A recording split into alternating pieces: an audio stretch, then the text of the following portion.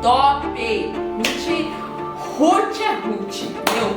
É porque Ruth é top demais. E Boaz é mais ainda. E Deus é mais melhor do que todos eles que planejou tudo. E que foi tudo conforme a história que eles tudo foi certinho. Mais ainda, melhor foi a Ruth que obedeceu tudo.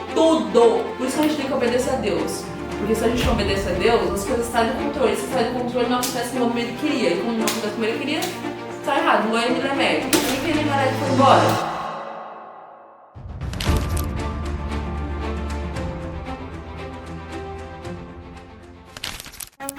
Pai Senhor Jesus, eu sou a Carol, dona do Pedro, e eu tô aqui neste canal com o quadro Conhecidos, Desconhecidos, que são pessoas que vocês sabem que tem na Bíblia, só que você não conhece a história dela. E hoje eu vou falar sobre a queridíssima Ruth, uma personagem muito importante na história de Jesus.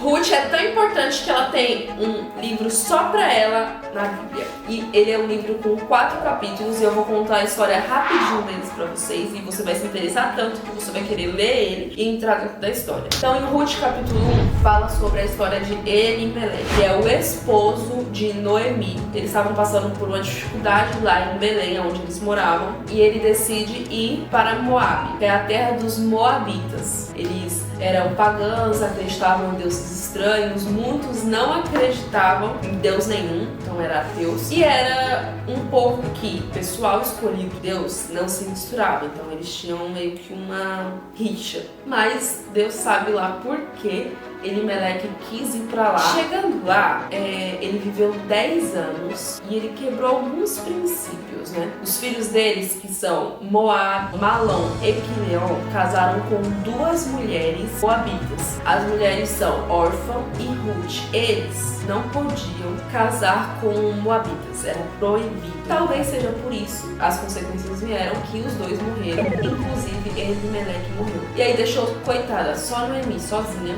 viúva e sem nenhum filho. Só que ela tinha 2 noras, que era a Orfa e a Ruth. Ela fala pra ela, meninas, voltem pra casa dos pais de vocês, vivam a vida de vocês, porque eu não tenho mais nada pra oferecer pra vocês. Orfa, que é a esposa de um dos filhos, fala, tá bom, vou voltar, beijo, dá um beijo na sogra e vai-se embora. E Ruth, linda, não vai embora.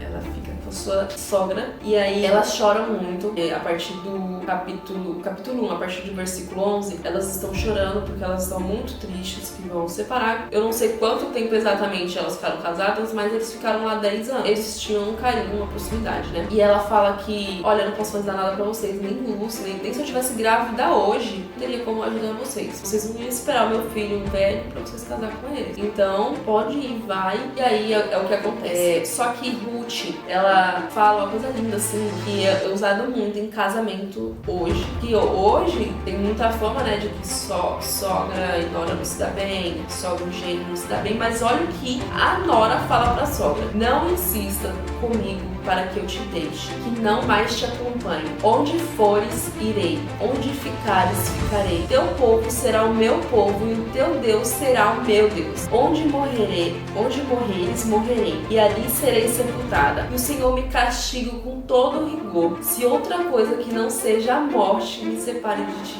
Cara, é impressionante. Quando eu vejo...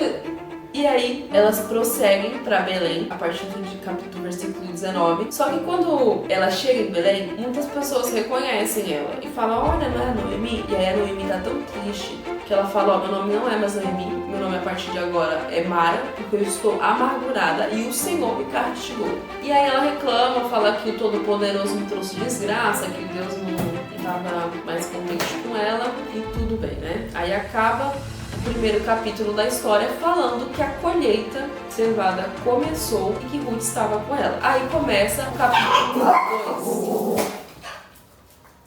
Do nada. E aí entra no capítulo 2. E o capítulo 2 vai falar que Noemi tinha um parente muito distante, assim, bem distante mesmo, que se chamava Boaz. E Ruth, ela é muito maravilhosa. Ela fala bem assim pra Noemi, eu posso ir colher espigas no campo? Oi? A Debbie vai se queimar. Era por lei lei lá em Deuteronômio fala que todas as espigas que caíssem, eles vinham colhendo, e todas as espigas que caíssem no chão, ou toda a colheita que eles estivessem fazendo que caísse no chão, eles não podiam recolher. Tinha que ficar lá para essas pessoas que precisavam, os órfãos, os viúvos, os mendigos, as pessoas que não tinham condição. E ela, maravilhosa, se dispõe a mendigar pela sua sogra. Cara, não é lindo, amor? É lindo. O É. quadro é só você. E aí ela vai colher nos campos e não é sorte, é Deus. Nunca foi sorte, sempre foi Deus. Ela cai exatamente no campo de Boaz. Ela cai exatamente no campo de Boaz, cara. Não tem... Meu Deus, Deus é maravilhoso. E aí, naquele exato momento também, Boaz chegou. E ele era um homem, ó, fazendeiro, rico, cheio da grana do dinheiro. E foi lá ver como que tava os negócios, né? Chegando lá, falou assim, o Senhor esteja com vocês. E eles, os trabalhadores, responderam, o Senhor te abençoe. E Boaz perguntou aos ceifeiros, a quem pertence aquela moça? Porque ela era diferente. Então, ela era notoriamente, via que ela não era dali. Eles respondem que ela já estava conhecida. É a Moabita que voltou de Moab com Noemi. Ela pediu para que a gente deixasse ela colher e a gente deixou, né?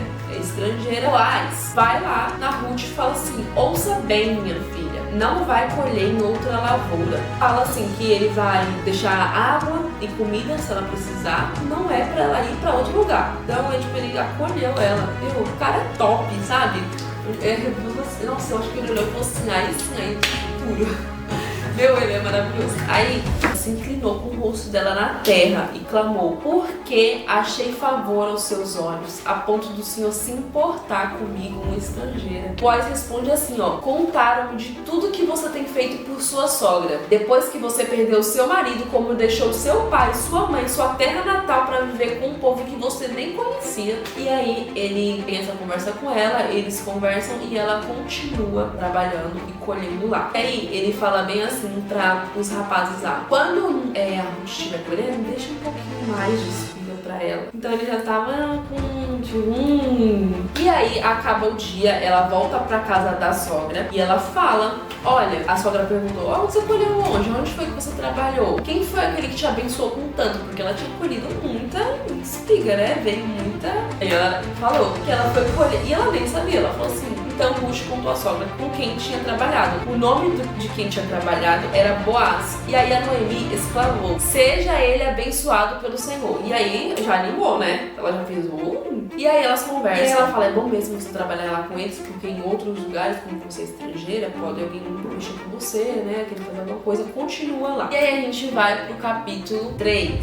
No capítulo 3, Noemi, a sogra, ela fala assim, olha, ele é parente, como eu já falei pra você, ele vai estar lá no campo essa noite e ele vai estar trabalhando. Então você vai tomar um banho, vai passar um perfume, vai tirar essa roupa de viúva e você vai descer lá onde ele estava. Depois que você perceber que ele já comeu, que ele já bebeu comida, tomou água e já foi dormir, você vai fazer assim. No 4, capítulo 3, versículo 4. Quando ele for dormir, note bem o lugar em que ele se deitar. Então vá, descubra os pés dele e deite-se. E ele dirá a você o que fazer.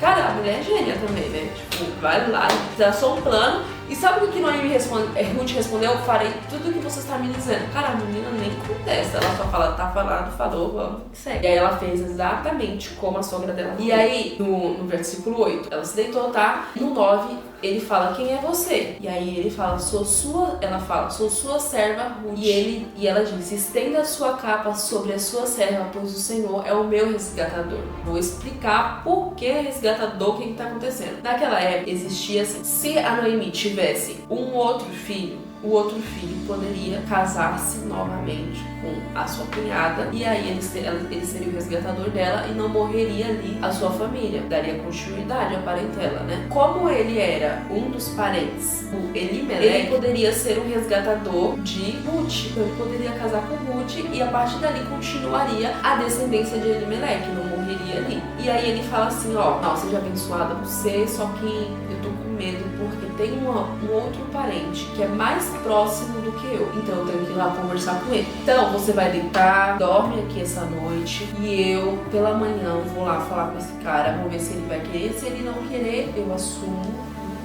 a gente vai casar. Só e aí a sogra dela disse assim, como que foi? Ela disse assim que ele deu muita comida pra ela. E aí a Noemi disse, agora espere, minha filha, até saber o que vai acontecer. Sem dúvidas, aquele homem não descansará enquanto não resolver a questão ainda hoje. Só que Deus é lindo, né? Deus é maravilhoso, já tava no plano dele. E o que é que acontece? Boaz, ele sobe lá na porta, porque tem muitas testemunhas, e ele vai falar com o resgatador mais próximo. Ele fala, meu amigo, venha cá e sente-se. E ele foi e se sentou.